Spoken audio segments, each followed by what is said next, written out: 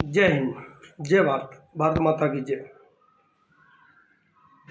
मैं सत्यनारायण ओझा, Indian army से। मेरा पता है अम्बा फूट रोड, गली नंबर 1, अम्बा, थाना अम्बा, जिला मुरैना, मध्य प्रदेश। मैं श्रीमान डॉक्टर मोहन यादव जी से एक रिक्वेस्ट करना चाहता हूँ कि आपकी सरकार में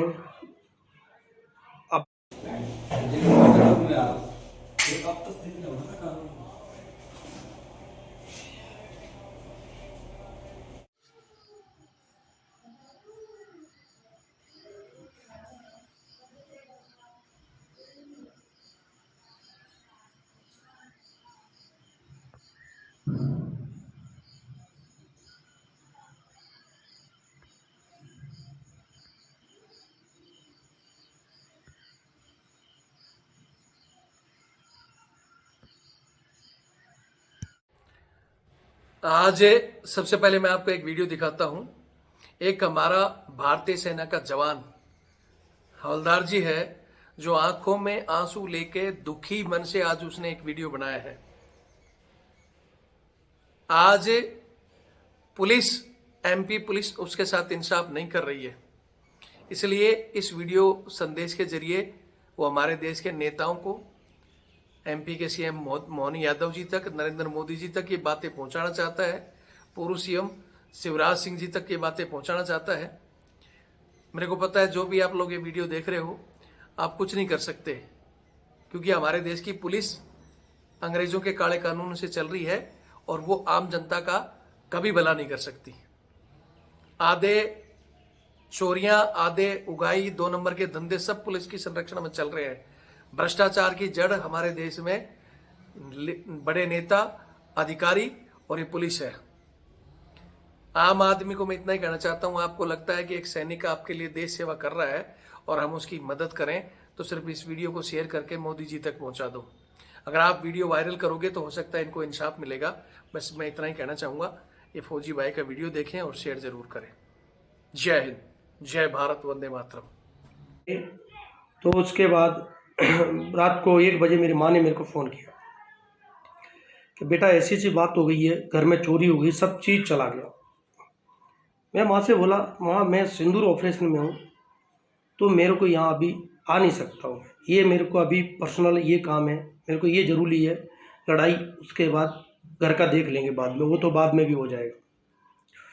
तो फिर पिताजी मेरे बाबा हैं, घर में कोई नहीं है, मेरा कोई भाई नहीं है, सिस्टर है 3, उनकी शादी हो गई, मैं अकेला हूँ। तो पिताजी मंदिर से आए, रात को 1 बजे माँ ने फ़ोन किया, फिर वो थाने में गए।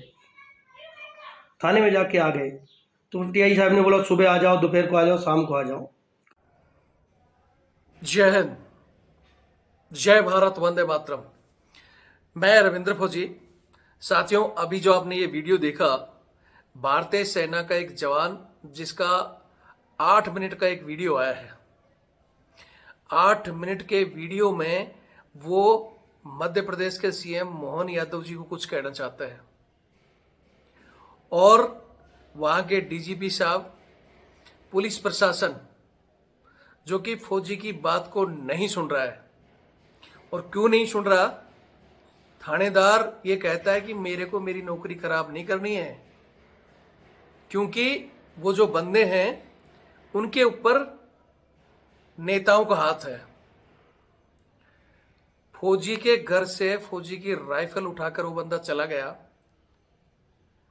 सीसीटीवी कैमरा है, जो भी आपने देखा, आगे और आपको दिखाऊंगा, बाकायदा कैमरे में सब कुछ दिखाई दे रहा है। पुलिस ने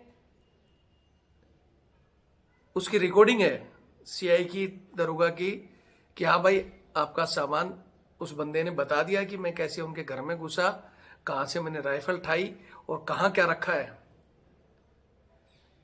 और पुलिस ये कहती रही कि हम दिला देंगे दिला देंगे, लेकिन उसके बावजूद बाकी सामान सा छोटा मोटा दूसरों का था वो भी दे दिया, लेकिन फौजी की वो बंदूक वो नहीं दे रहा। पुलिस से साठगांठ हो गई, वो बंदूक के दम पर और चोरियां करेगा, हो सकता है किसी को मारेगा भी। पुलिस को पता होते हुए भी वो बंदूक रिसीव नहीं कर रही, क्योंकि पुलिस ये कह रही कि उसके पीछे नेता मंत्री जी का हाथ है और ये कहा है कि बंदूक नहीं लेना है। अब क्या कहें, ये दूसरी जगह बोलते हैं, बिहार में बोलते हैं जंगल राज था, यूपी में बोलते थे जंगल राज था, या हर जगह इसी तरह बताते जब इनकी सरकार नहीं थी। आज डबल इंजन की सरकार है, केंद्र में भी और बीजेपी में भी, एमपी में भी, और फिर भी वहां ये जंगल राज नहीं है। तो क्या है? मैं ज्यादा कुछ नहीं कहूंगा। मैं चाहता हूं कि ये जो भी इस तरह की घटनाएं हो रही हैं उसमें पुलिस के नाक में नकेल डालना जरूरी है। भ्रष्टाचार और चोरों को पनाह देती है पुलिस। ये खुलासा बहुत सी जगह हो चुका है। आधे से ज्यादा चोरियां खुद पुलिस करवा रही है। फिर किस चीज की पुलिस है? तो पुलिस के नाक में नकेल कौन डाले? इनके ऊपर जो सीबीआई बनी हुई है या विजिलेंस बनी हुई है, उसका कंट्रोल कमांड भी वही नेताओं तक है, इसलिए वो भी इनको नहीं पकड़ती। तो भ्रष्टाचार भारत में खत्म कैसे होगा? तो भ्रष्टाचार का तो खैर हम पैसे भी कहते रहते हैं, पता नहीं कब खत्म होगा। लेकिन अगर आपको लगता है एक सैनिक जिसने अपनी माँ को कहा कि मुझे कोई दिक्कत नहीं, पहले मैं मेरी भारत माता की सेवा कर रहा हूं, मुझे डिस्टर्ब मत करो, लेकिन उसके बावजूद अब ये थानेदार से, एसपी साहब से, सबसे मिल लिया और सब कहते हैं हाँ न्याय मिलेगा न्याय मिलेगा, लेकिन सीसीटीवी में दिखने के बाद इसकी सरकारी लाइसेंस ही बंदूक वो नहीं दे रहा है।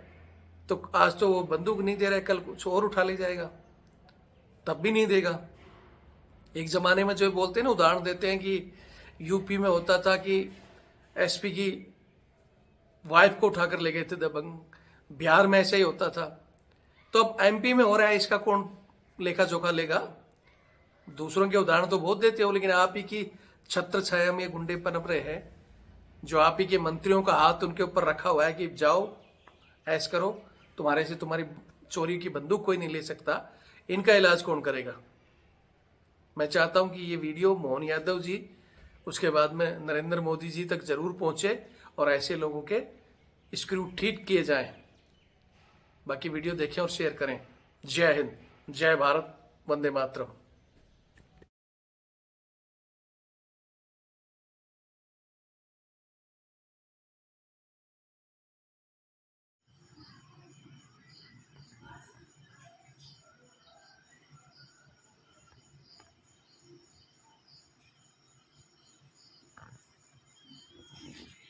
मुझे कैसे लग रहे हैं जो गुजर गए।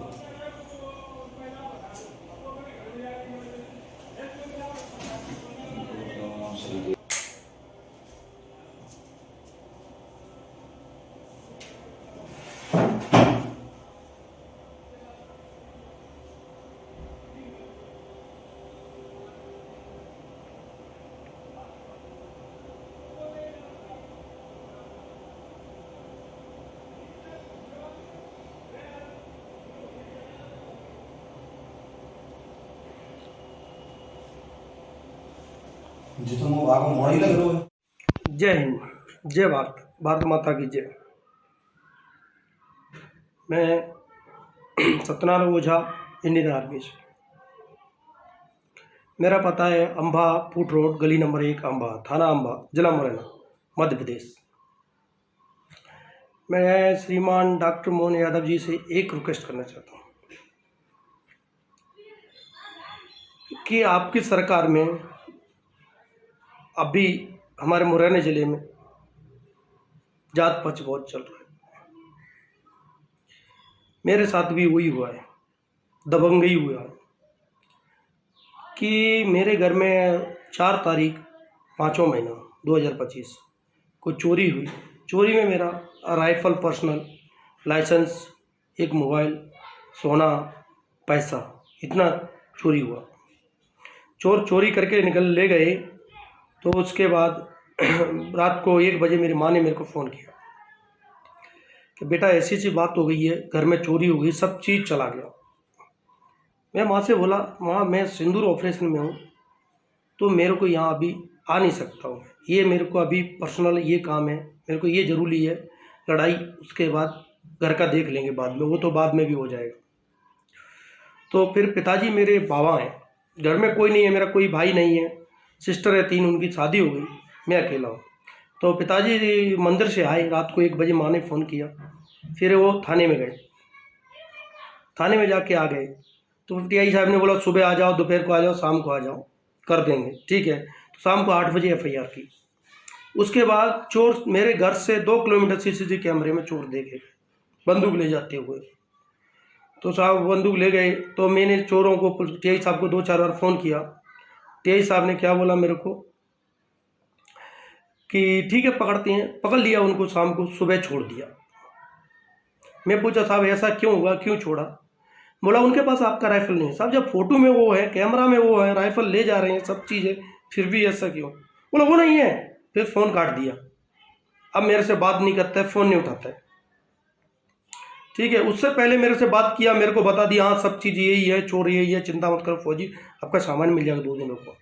प्रगत सिंह दरोगा ने भी बता दिया शाम को मेरे को कि हाँ फौजी भाई यही चोर है, सब चीज़ है, सब चीज़ घर भी बता दिया इन्होंने आपका कि यहाँ से चढ़े, यहाँ से चोरी किया, यहाँ से उठाया सामान, सब चीज़ है, ये चोर है पक्का, चिंता मत करो, आपको एक और चोर है, इसके सारे 4 हैं, तो और पकड़ लेता हूँ 2 को, उसके बाद आपको सामान दे दूंगा।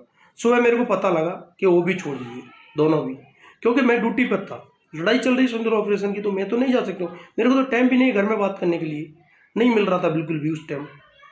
तो उसके बाद क्या हुआ, मैंने पूछा, मेरे घर से चोरों का घर 2 से 3 किलोमीटर 4 किलोमीटर दूर है, बस ज़्यादा दूर नहीं है। तो हमने बोला भी था चोर यही है, गांव में भी अंका हो गया हाँ यही है, फौजी के घर से चोरी करके लेके आया, पुलिस ने पकड़ लिया, फिर छोड़ दिया ने ले दे के, ऐसी बात हुई।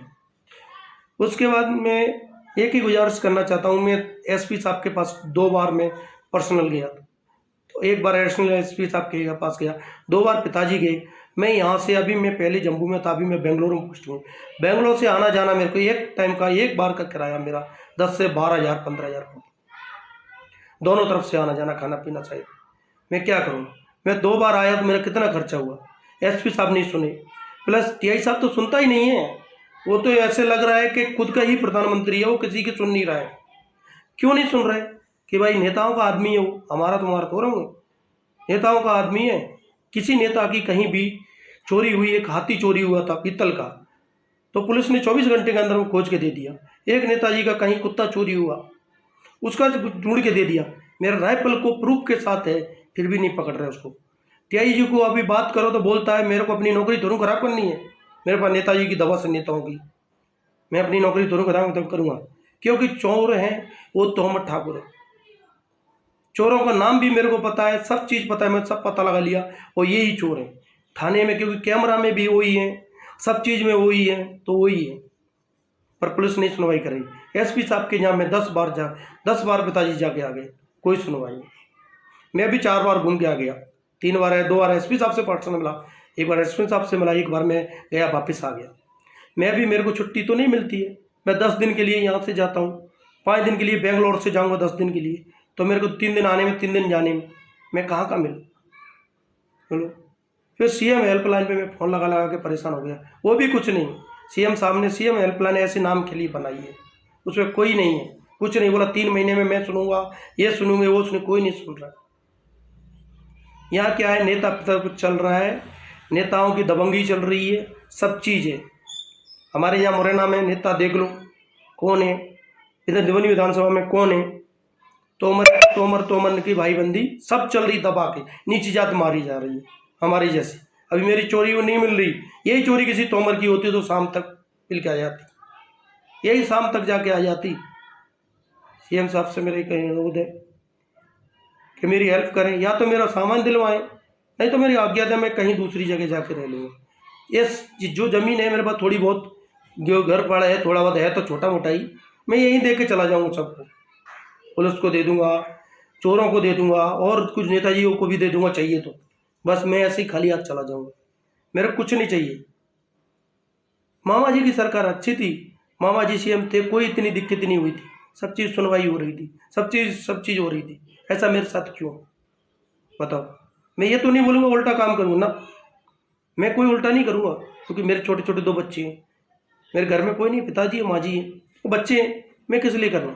मैं एक ही चीज़ करूँगा, हेल्प करो, मैं दूसरी जगह रह लूँगा, नहीं हो सकता है। तो नेताओं की सरकार है, ठाकुरों की सरकार है, दबंगों की सरकार है, दबंगों की चीज़ होने से शाम तक आ जाएगी, हमारे जैसे की नहीं आएगी। हम मरते रहें, कोई दिक्कत नहीं, हमारी कोई वैल्यू नहीं है। सब नेताजी बोलते रहे फौज फौज फौज, हमारी फौज ये, हमारी फौज ये। फौज के अंदर घुस के देखो, फौज के अंदर घुस के देखो फौजियों की क्या हालत है घर में आके। ये पुलिस वगैरह नेता वगैरह कोई हेल्प नहीं करता है उसकी कभी भी। मरने के लिए फौजी, सब चीज़ के लिए इधर कोई नहीं है। वही है, किसी नेताजी का बच्चा जवान रैंक में है, हमारी से नहीं। बताओ, तब तो कष्ट पता लगेगा जवान का कैसे पैसा कमाता है, कैसे क्या चीज़ है। अगर किसी सर को मेरी हेल्प करें तो मैं नंबर दूंगा आपको, सब चीज़ दूंगा, मैं प्रूफ भी बताऊंगा, सब चीज़ बताऊंगा, फोटो भी दूंगा, कैमरा वीडियो भी दूंगा, सब चीज़ दूंगा, चोरों का नाम भी दूंगा। मेरी हेल्प करो प्लीज़। जय हिंद, जय भारत, भारत माता की जय।